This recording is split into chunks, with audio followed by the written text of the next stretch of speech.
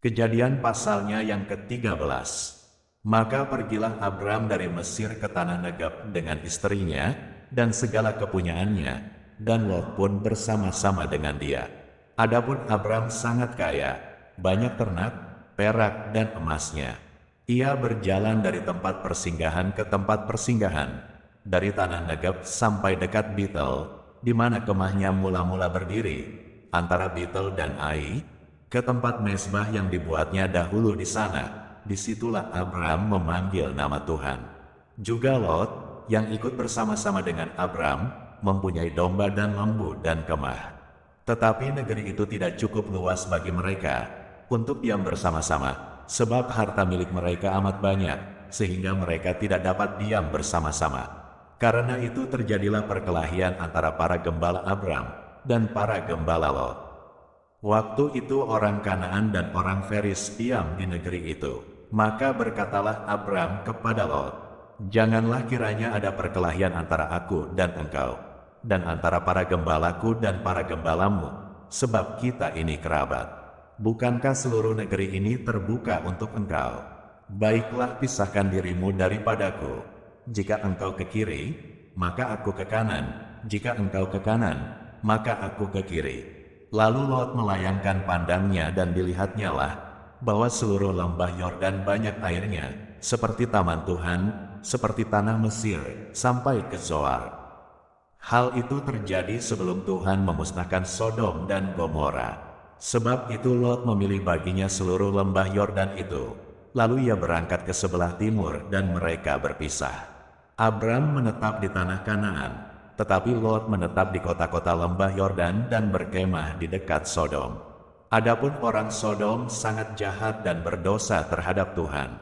Setelah Lot berpisah daripada Abram, berfirmanlah Tuhan kepada Abram, "Pandanglah sekelilingmu, dan lihatlah dari tempat engkau berdiri itu ke timur dan barat, utara dan selatan, sebab seluruh negeri yang kau lihat itu akan kuberikan kepadamu, dan kepada keturunanmu untuk selama-lamanya.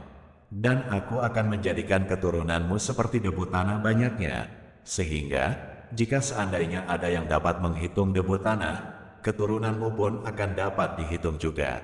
Bersiaplah, jalanilah negeri itu menurut panjang dan lebarnya, sebab kepadamulah akan kuberikan negeri itu."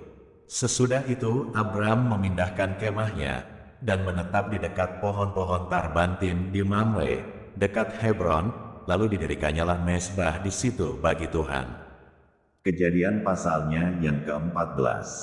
Pada zaman Amrafel, Raja Sinear, Arioh, Raja Elasar, Kedorlaomer, Raja Elam, dan Tideal, Raja Goim, terjadilah bahwa raja-raja ini berperang melawan Bera, Raja Sodom, Birsya, Raja Gomora, Shinab, Raja Atma, Shemeber, Raja Zeboim, dan Raja negeri Bela, yakni negeri Zoar. Raja-raja yang disebut terakhir ini semuanya bersekutu dan datang ke lembah Sidim, yakni Laut Asin. 12 tahun lamanya mereka takluk kepada Kedorlaomer, tetapi dalam tahun yang ke-13 mereka memberontak. Dalam tahun yang ke-14 datanglah Kedorlaomer serta raja-raja yang bersama-sama dengan dia, lalu mereka mengalahkan orang Refaim di Ashterot Karnaim, orang Zuzim di Ham, orang Emim di Syawekiriataim, dan orang Hori di pegunungan mereka yang bernama Seir, sampai ke El Paran di tepi padang gurun. Sesudah itu baliklah mereka dan sampai ke En Mispat, yakni Kades, dan mengalahkan seluruh daerah orang Amalek, dan juga orang Amori, yang diam di Hazezon Tamar. Lalu keluarlah raja negeri Sodom, raja negeri Gomora, raja negeri Atma, raja negeri Zeboim, dan raja negeri Bela, yakni negeri Zoar, dan mengatur barisan perangnya melawan mereka di lembah Sidim, melawan Kedorlaomer, Raja Elam, Tideal, Raja Goim, Amrafel, Raja Sinear, dan Arioh, Raja Elasar, 4 raja lawan 5. Di lembah Sidim itu di mana-mana ada sumur aspal. Ketika Raja Sodom dan Raja Gomora melarikan diri, jatuhlah mereka ke dalamnya, dan orang-orang yang masih tinggal hidup melarikan diri ke pegunungan. Segala harta benda Sodom dan Gomora beserta segala bahan makanan dirampas musuh, lalu mereka pergi. Juga Lot, anak saudara Abram, beserta harta bendanya, dibawa musuh. Lalu mereka pergi sebab Lot itu diam di Sodom. Kemudian datanglah seorang pelarian dan menceritakan hal ini kepada Abram, orang Ibrani itu, yang tinggal dekat pohon-pohon tarbantin kepunyaan Mamre, orang Amori itu, saudara Eskol dan Aner, yakni teman-teman sekutu Abram. Ketika Abram mendengar bahwa anak saudaranya tertawan, maka dikerahkannyalah orang-orangnya yang terlatih, yakni mereka yang lahir di rumahnya, 318 orang banyaknya, lalu mengejar musuh sampai ke Dan. Dan pada waktu malam berbagilah mereka, ia dan hamba-hambanya itu, untuk melawan musuh. Mereka mengalahkan dan mengejar musuh sampai ke Hoba di sebelah utara Damsyik. Dibawanyalah kembali segala harta benda itu. Juga Lot, anak saudaranya itu, serta harta bendanya dibawanya kembali. Demikian juga perempuan-perempuan dan orang-orangnya. Setelah Abram kembali dari mengalahkan Kedorlaomer dan para raja yang bersama-sama dengan dia, maka keluarlah Raja Sodom menyongsong dia ke lembah Syawe, yakni lembah raja. Melkisedek, Raja Salem, membawa roti dan anggur, ia seorang imam Allah yang maha tinggi. Lalu ia memberkati Abram, katanya, diberkatilah kiranya Abram oleh Allah yang maha tinggi, pencipta langit dan bumi, dan terpujilah Allah yang maha tinggi, yang telah menyerahkan musuhmu ke tanganmu. Lalu Abram memberikan kepadanya 1/10 dari semuanya. Berkatalah Raja Sodom itu kepada Abram, berikanlah kepadaku orang-orang itu, dan ambillah untukmu harta benda itu. Tetapi kata Abram kepada Raja negeri Sodom itu, aku bersumpah demi Tuhan, Allah yang maha tinggi, pencipta langit dan bumi, aku tidak akan mengambil apa-apa dari kepunyaanmu itu, sepotong benang atau tali kasut pun tidak, supaya engkau jangan dapat berkata, aku telah membuat Abram menjadi kaya. Kalau aku, jangan sekali-kali. Hanya apa yang telah dimakan oleh bujang-bujang ini dan juga bagian orang-orang yang pergi bersama-sama dengan aku, yakni Aner, Eskol dan Mamre, biarlah mereka itu mengambil bagiannya masing-masing. Kejadian pasalnya yang ke-15. Kemudian datanglah firman Tuhan kepada Abram dalam suatu penglihatan. Janganlah takut, Abram, akulah perisaimu, upahmu akan sangat besar. Abram menjawab, ya Tuhan Allah, apakah yang akan engkau berikan kepadaku, karena aku akan meninggal dengan tidak mempunyai anak, dan yang akan mewarisi rumahku ialah Eliezer, orang Damsyik itu.